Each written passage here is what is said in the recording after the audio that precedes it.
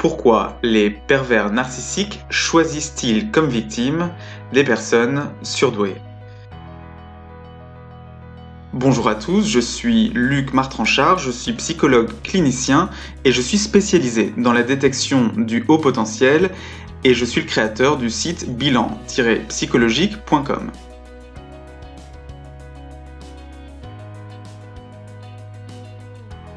Et aujourd'hui, je vais vous dire pourquoi les personnes à haut potentiel sont des proies de choix pour les pervers narcissiques. Et je vais vous donner 10 clés de compréhension de cette relation entre pervers narcissiques et personnes à haut potentiel, 10 raisons pour lesquelles les pervers narcissiques s'attaquent au HP.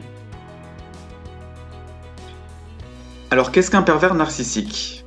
Les pervers narcissiques représentent 2 ou 3% d'une population. Ils nourrissent leur estime de soi aux dépens de celle d'autres personnes. Ils ont besoin donc de diminuer l'estime de soi, l'amour de soi des autres pour valoriser leur estime de soi.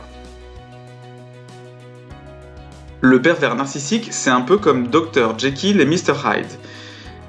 D'abord, en général, dans la relation, il séduit, il charme, il flatte, puis il se met à manipuler sa victime au point parfois de la terrorisé.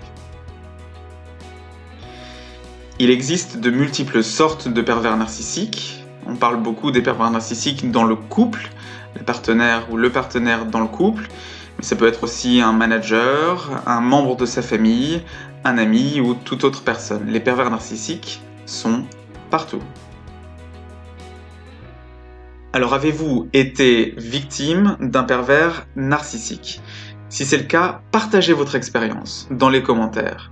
Si vous êtes nombreux à partager votre expérience, eh bien, progressivement, de plus en plus de personnes sauront se protéger des pervers narcissiques et le pouvoir des pervers narcissiques s'en trouvera réduit.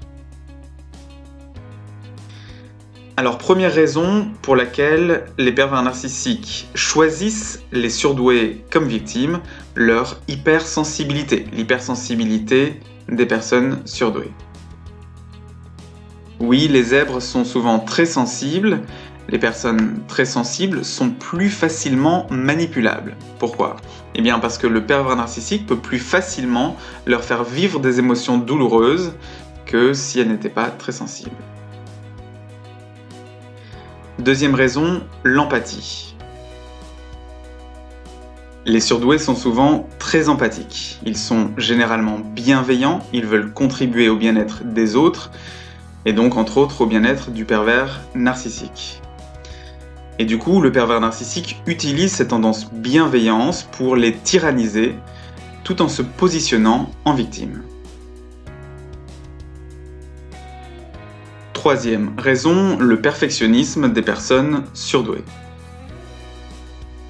Oui, les HP sont souvent très perfectionnistes, ils veulent faire les choses de façon parfaite, et le pervers narcissique utilise ce côté perfectionniste pour avoir une exigence envers eux qui est sans limite.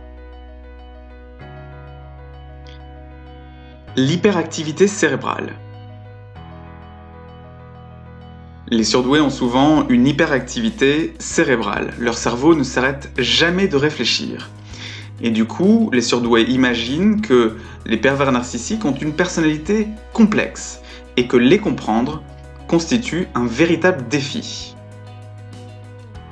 Et justement, Christelle Petit-Colin en dit plus dans son livre « Pourquoi trop penser nous rend manipulables ». C'est le livre à lire absolument sur les surdoués et les pervers manipulateurs. Je mets le lien dans la description. Cinquième point, le manque d'estime de soi. Les HP manquent souvent d'estime de soi, elles manquent d'amour de soi, et le pervers narcissique utilise cette faille dans l'estime de soi pour les rabaisser. Sixième point, la résilience.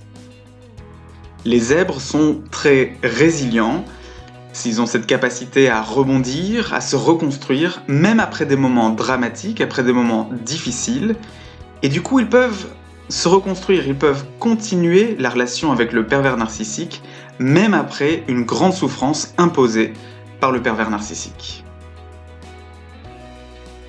7e point, le faux self. Le faux self des personnes surdouées domine. Les zèbres cherchent donc à s'adapter aux autres, à s'adapter notamment aux pervers narcissiques, au point de cacher leur vrai self et d'être parfois un peu caméléon pour satisfaire le pervers narcissique. 8e point, les surdoués sont intelligents. Alors, ça peut paraître paradoxal, mais c'est aussi du fait de leur intelligence que les surdoués sont la proie des pervers narcissiques. En effet, une personne intelligente cherche à comprendre l'autre, veut trouver un terrain d'entente avec l'autre et refuse de se décourager. Alors que lui, pour sa part, le pervers narcissique ment, nie la réalité et crée délibérément des conflits. 9e point, le syndrome de l'imposteur. Les surdoués présentent souvent un syndrome de l'imposteur, ils doutent de leurs accomplissements et de leurs réussites. Et comme ils se vivent comme des fraudeurs, comme des imposteurs, ils acceptent les critiques du pervers narcissique. Et 10e point, les surdoués ont souvent des valeurs humanistes. Ils ont souvent des valeurs humanistes comme la recherche de vérité, l'honnêteté, le souci de justice, et le pervers narcissique les ligote dans leurs valeurs humanistes et il détourne ces valeurs à son profit. Alors comment quitter un pervers narcissique? Comment mettre un terme à cette relation toxique avec un pervers narcissique? Alors pour mettre un terme à la relation toxique avec un pervers narcissique, une thérapie est souvent très utile. Mais il existe un autre moyen qui est moins connu et qui est très efficace. C'est le bilan psychologique complet. Un bilan psychologique complet permet de découvrir ses multiples potentiels et du coup de mieux s'aimer, de rehausser son estime de soi et de trouver le courage de mettre un terme à la relation avec le pervers narcissique pour enfin revivre. Vous pouvez faire ce bilan psychologique avec moi à mon cabinet à Paris. Je mets le lien dans la description. Voilà, c'est tout pour cette vidéo. N'hésitez pas à vous abonner et à activer les notifications pour ne pas manquer les prochaines vidéos de cette chaîne. Il y en a au moins une par semaine. À bientôt sur la chaîne.